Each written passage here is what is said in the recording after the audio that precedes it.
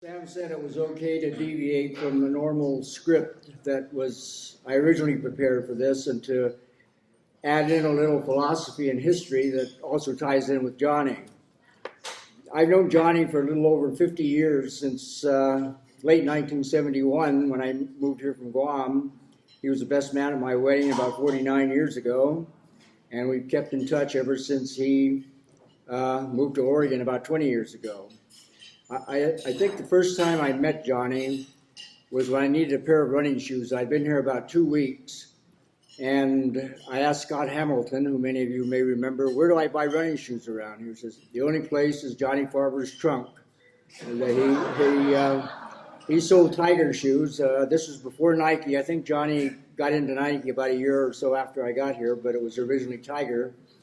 And so I went up to the mid-pack dormitory where Johnny lived and got a pair of Tigers that lasted me for some time. Johnny was born in Romania on June the 2nd, 1936, meaning he's going to be 86 in about 2 weeks. He lived in a German refugee camp for some time before migrating to the U.S. at age 15, when he spoke only a few words of English.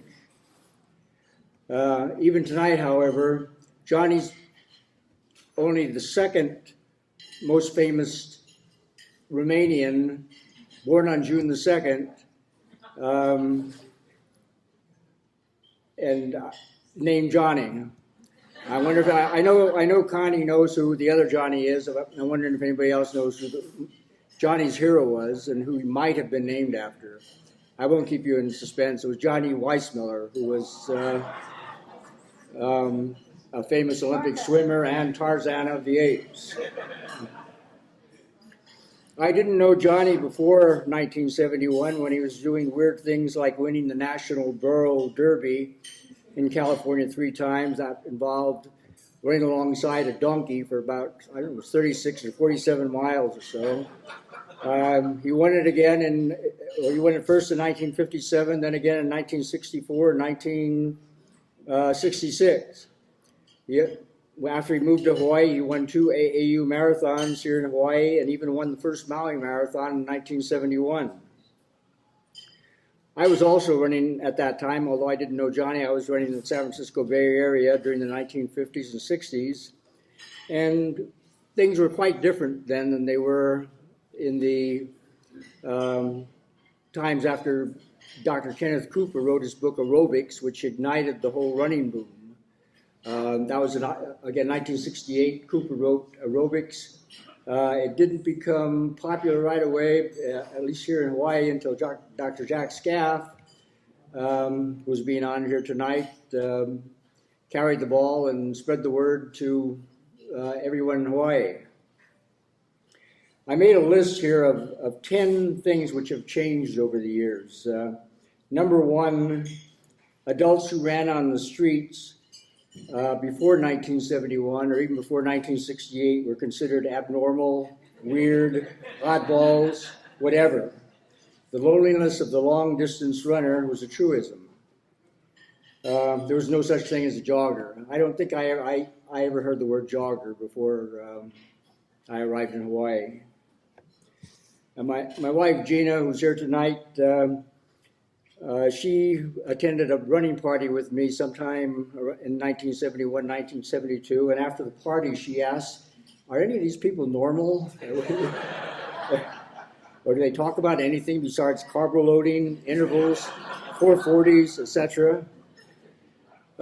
Johnny clearly fit the abnormal stereotype. He didn't drink, he didn't smoke, he didn't use drugs, he didn't use cuss words. I've never heard Johnny say a swear word in all my life, in the 51 years I've known him. He went to church every Sunday.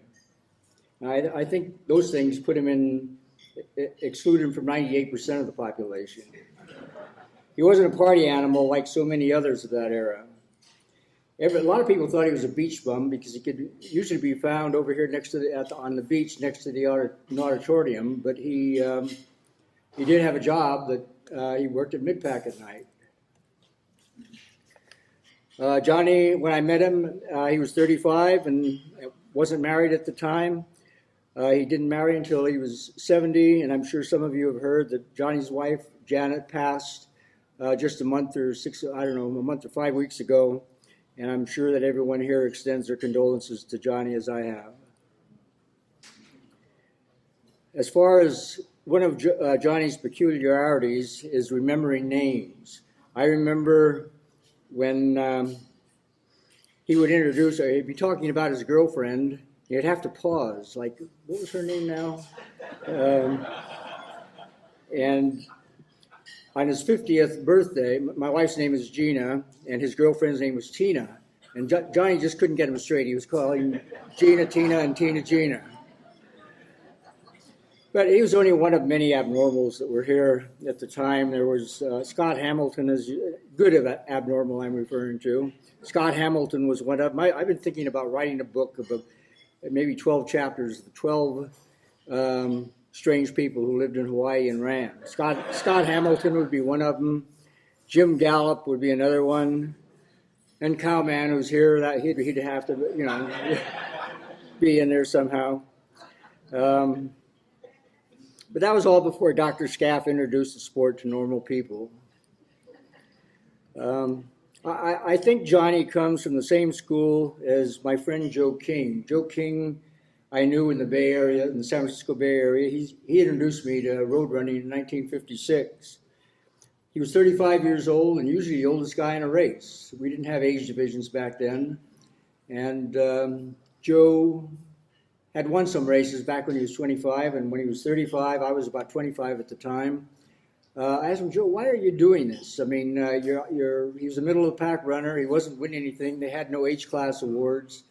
And he thought about it. He was a history teacher and somewhat of a philosopher.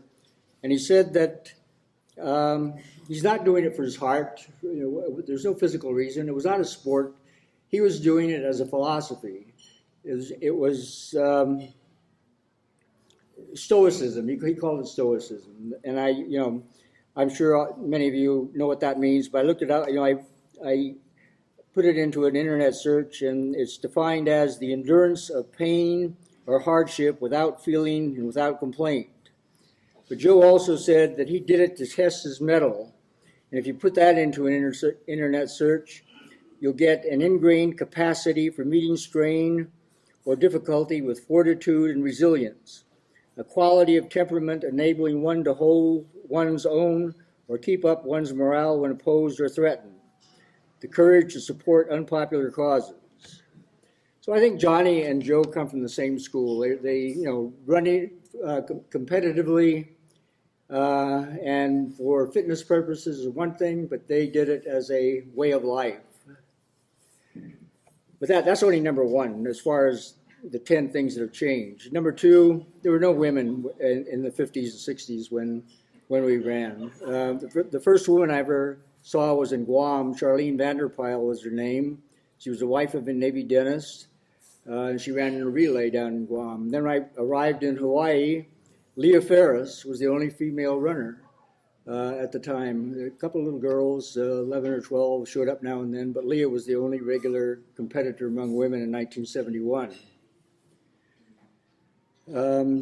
Third difference, no age groups. When I was running in the Bay Area, I don't recall anybody over 40 running. There might have been one or two, but I just didn't pay any attention to the older runners, and I'm sure there were no age groups. When I arrived here in Hawaii in 1971, there were no age groups, but somewhere around 1972, they established an over 40 division, and Scott Hamilton won almost all of those. Another big difference, the odd distances. Today we're 10K, 5K, 20K, etc. Back then it was 5.6 miles, 7.2 miles, 4.7, whatever. It was twice around Lake Merced in San Francisco, twice around Lake Merritt in Oakland. Here in Hawaii, it was one time around Kapolani Park, 2 times around Kapolani Park, or 3 times Kapolani Park. When I used to race Johnny, I had no problem beating Johnny 1 time around. 2 times around, we'd be about equal. 3 times around, Johnny was always ahead of me. Another difference, tough courses. Jonathan Liao sent an email recently indicating that some course was very fast and flat.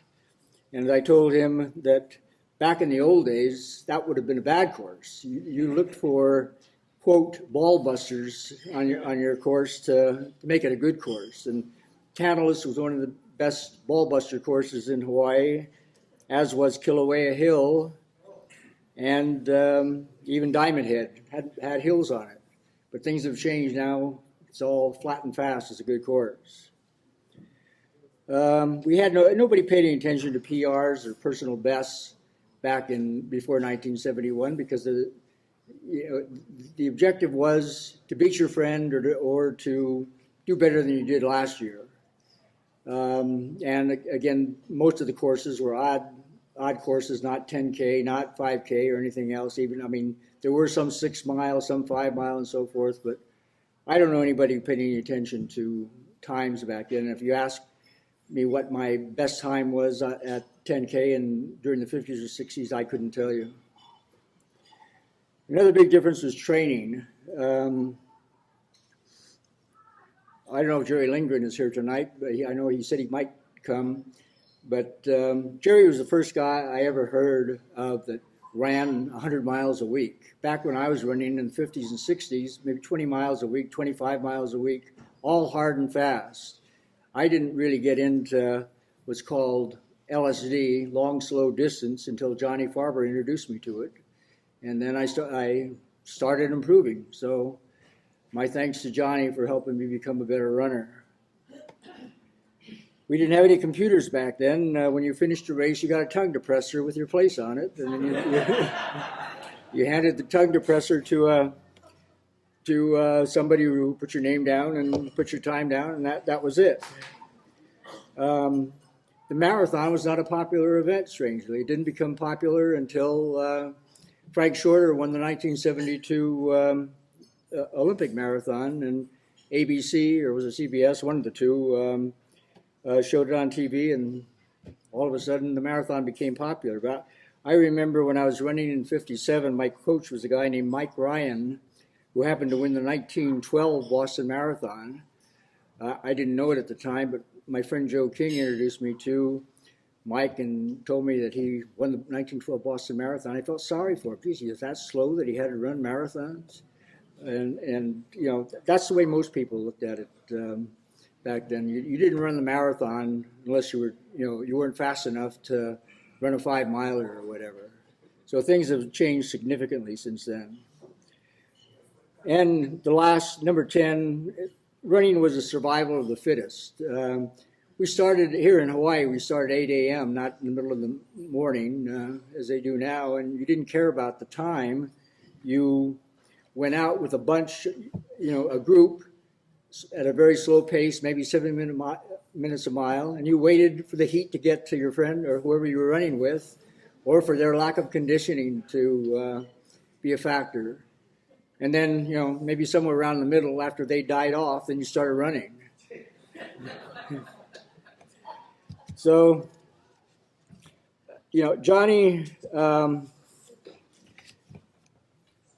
was not into it to win races, I'm sure. He was a stoic and was into it for a way of life. But he did appreciate a little admiration now, and I remember the day that he was in hog heaven.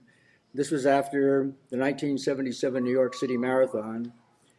We had a 3-man team here from Hawaii representing the Mid-Pacific Roadrunners Club. This Johnny, Jim Gallup, and myself, and we won the team championship. It was based upon adding up your times, and we were the low time and the winners of the event, which is the AAU National Championship. We got a big trophy. It's about, team trophy is about 3 feet high. I also got an individual trophy about 2 feet high. Both of them were too big to put in any luggage. So the next day when Johnny and I were headed out to the United Airlines plane, Johnny carried the big trophy, I carried the little trophy. And when the flight attendant saw Johnny coming with that big trophy, they were just all over him. I mean, they didn't pay attention to the guy with the little trophy. They had his arm, one had his arm around, oh, please tell us about it. Said Johnny was in hog heaven. They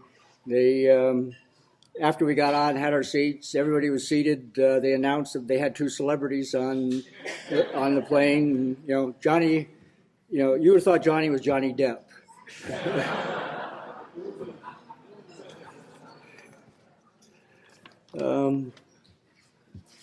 Incidentally, we don't know what happened to that team trophy. Johnny said it went to the running room after he came back, and it just disappeared from there. So, and my little trophy just it became a victim of geckos in my attic. So both of them are gone, I guess.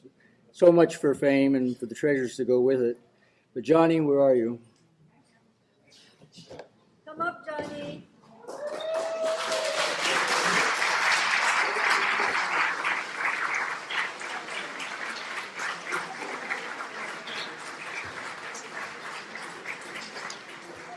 Maybe you can give Johnny this when he comes up. Okay.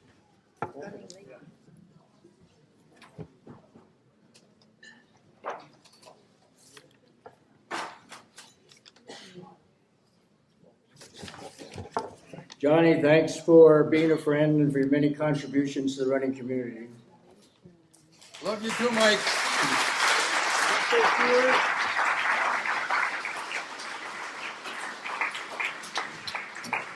Before I thank Mike, I just have a few words here. And I think it's an honor to be here in the first place.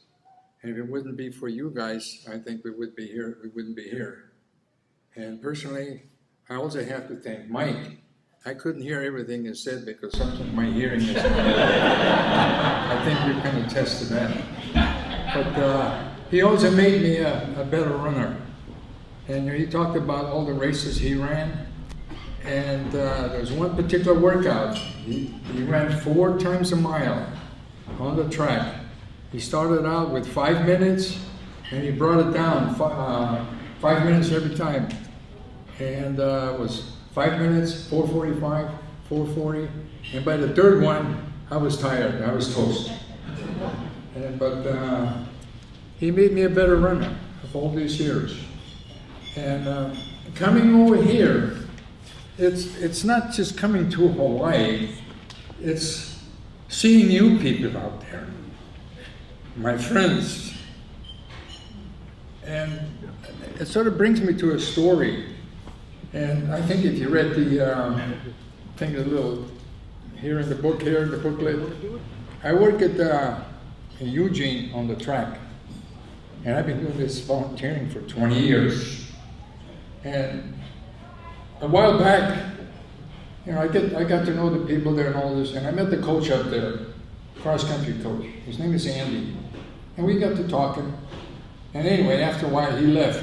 He's in Washington right now. But he'd come down and we had meets every now and then.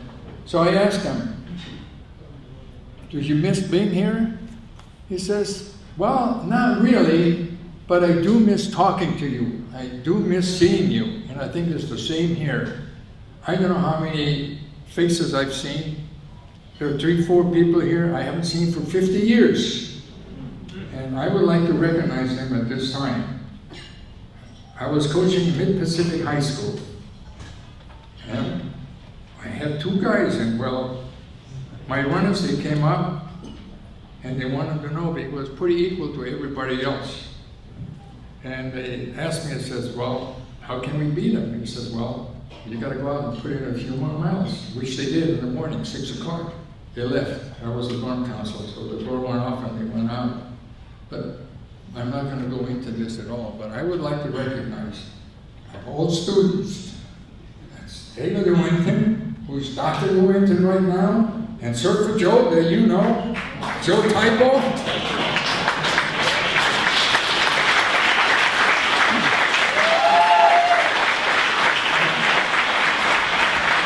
And last but not least, I have one other state champion here, with Joni Pagala, from Berkeley High School.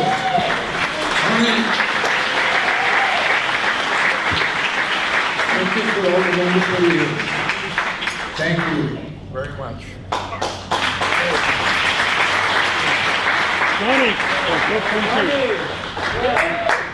Johnny, before you go, we have this bronze running shoe for you. Are you sure it's gonna fit? It'll fit. It'll fit.